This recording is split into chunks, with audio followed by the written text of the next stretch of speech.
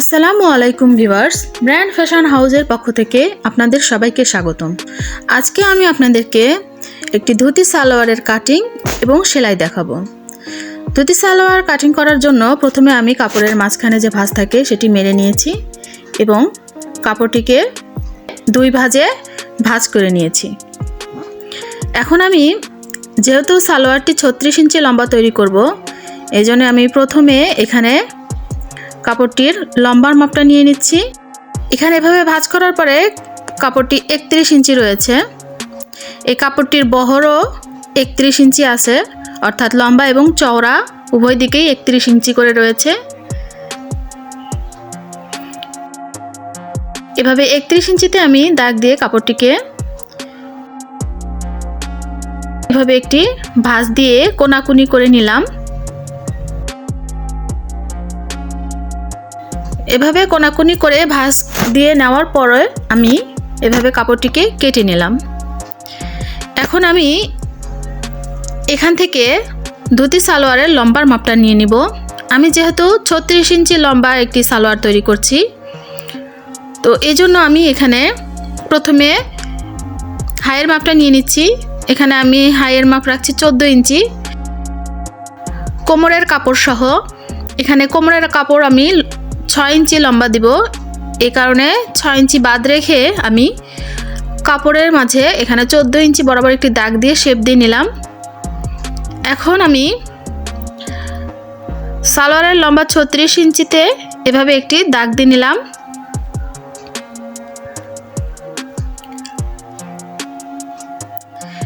এখন এই নিচের দিকে পায়ের মুহুরির দিকটাতে কিছুটা এভাবে বাঁকা করে একটা শেপ দিয়ে নিলাম এবং মুহুরি যেহেতু আমি 6 ইঞ্চি রাখবো, তো এই জন্য আমি 6 ইঞ্চিতে এভাবে একটি দাগ দিয়ে নিলাম। এখন আমি এখান থেকে কিছুটা শেপ দিয়ে নিচ্ছি।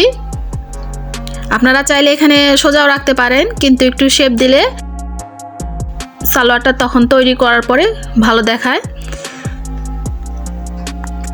এখানে কোণার দিকটাতে এই যে উপর দিক থেকে আমি 3.5 ইঞ্চিতে এবং জয়েন দেওয়া অর্থাৎ জোড়া দেওয়ার দিকটাতে আমি 2.5 ইঞ্চিতে এভাবে দাগ দিয়ে নিলাম দুটি, এবং দুইটি দাগকে এভাবে স্কেলের সাহায্যে মিলিয়ে দিলাম।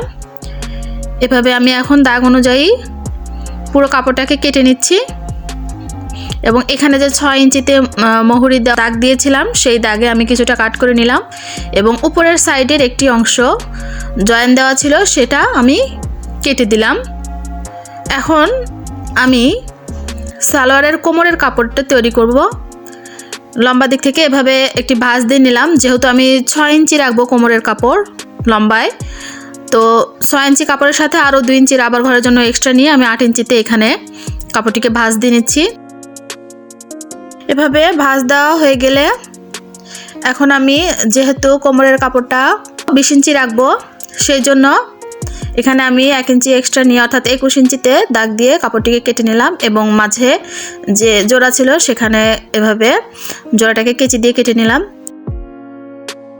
এই সালোয়ারের যে জামার কাপড় ছিল, আমি এই জামার কাপড়টা দিয়ে এখানে পাইপিং তৈরি করব, এই জন্য কোনাকুনি করে কিছু কাপড় কেটে নিলাম। এভাবে সালোয়ারের কাটিং শেষ। এবার সেলাই করার জন্য প্রথমে আমি এই যে পাইপিংয়ের কাপড়টিকে এভাবে জোড়া দিয়ে নিচ্ছি, যেহেতু কাপড়গুলো ছোট ছিল। এভাবে কোনাকুনি করে বসিয়ে তারপরে আমি জয়েন দিয়ে দিচ্ছি।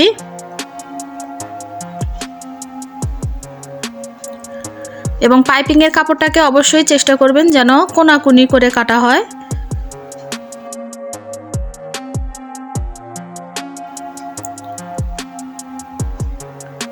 এই যে কাট করা অংশটা ছিল এখানে 6 ইঞ্চিতে, তো এই জায়গা থেকে আমি কিছুটা উপরে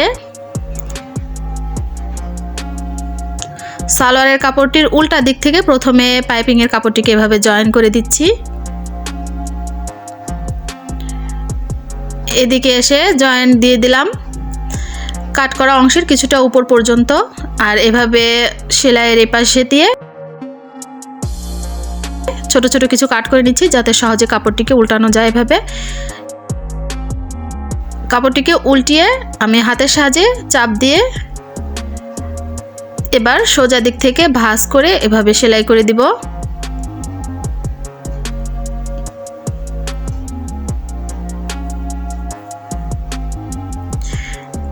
এখন আমি কোমরের অংশে কুচি দিব। এই সালোয়ারের ক্ষেত্রে কুচিটাই আসলে প্রধান। কুচিটা দেওয়া যদি সুন্দর হয় তাহলে এই সালোয়ারটি দেখতে সুন্দর হয়। এভাবে আমি বড় বড় করে সালোয়ারের কুচিগুলো দিব। প্রথমে এক পাশ থেকে এভাবে দিয়ে আসব এবং এই যে মাঝখানে এখানে যে আমরা দাগ দিয়ে নিয়েছিলাম সেখান থেকে এসে এবার আমি উল্টা দিকে কুচির ভাঁজগুলো দিব।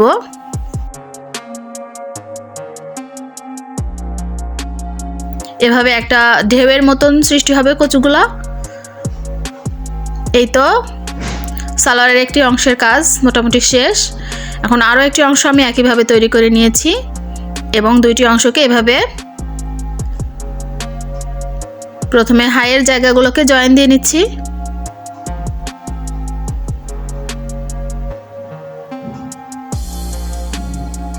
দুই পাশেই এভাবে হাইয়ের জায়গাটা প্রথমে জয়েন করে নিচ্ছি।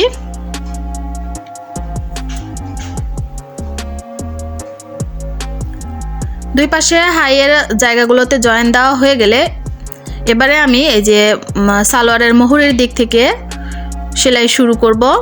এভাবে করে আবার আরেক দিকের পায়ের মোহরের দিক পর্যন্ত সেলাই করব।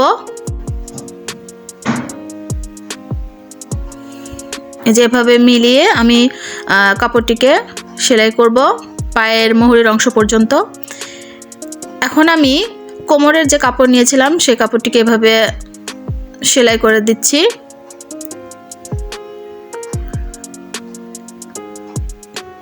দুই পাশে আমি এভাবে কোমরের কাপড়টিকে সেলাই করে দিলাম এবং এখন আমি এই কোমরের কাপড়ের সাথে সালোয়ারের পায়ের অংশটিকে জয়েন দিয়ে দিব। এখানে যে মাঝখানের চিহ্ন বরাবর আমি কোমরের কাপড়ের সেলাইয়ের যে অংশ এক পাশের সেটিকে এভাবে সোজা দিক করে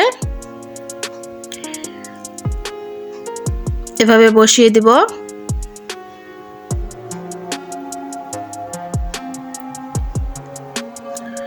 এভাবে পুরা কাপড়টিকে আমি সেলাই করে কোমরের অংশের কাপড়ের সঙ্গে জয়েন দিয়ে দিব।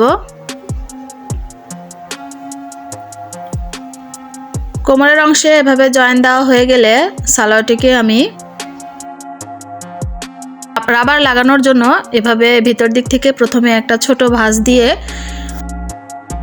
সেলাই দিয়ে নিব। এখন এটি যেহেতু 34 ইঞ্চি বডি সাইজের ব্যক্তির সালোয়ার, তো সেই জন্য আমি এখানে 22 ইঞ্চি এক টুকরো রাবার নিয়ে নিয়েছি এবং এই রাবারটিকে এভাবে সেলাই করে আটকে দিলাম প্রথমে।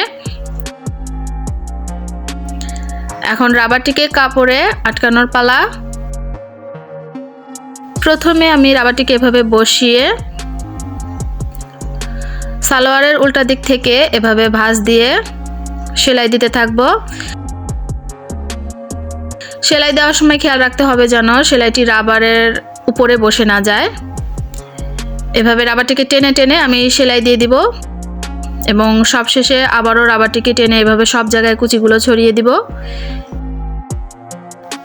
এবং মাঝখান থেকে টেনে টেনে আমি আরও একটি সেলাই করে দিব, যার কারণে রাবারটি আর এদিকে ওদিকে সরবে না।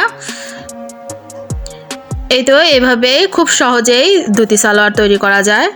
ধুতি সালোয়ার তৈরি করা আসলে কোনো কঠিন ব্যাপার না, খুব সহজেই এভাবেই ধুতি সালোয়ার তৈরি করা যায়। Thanks for watching.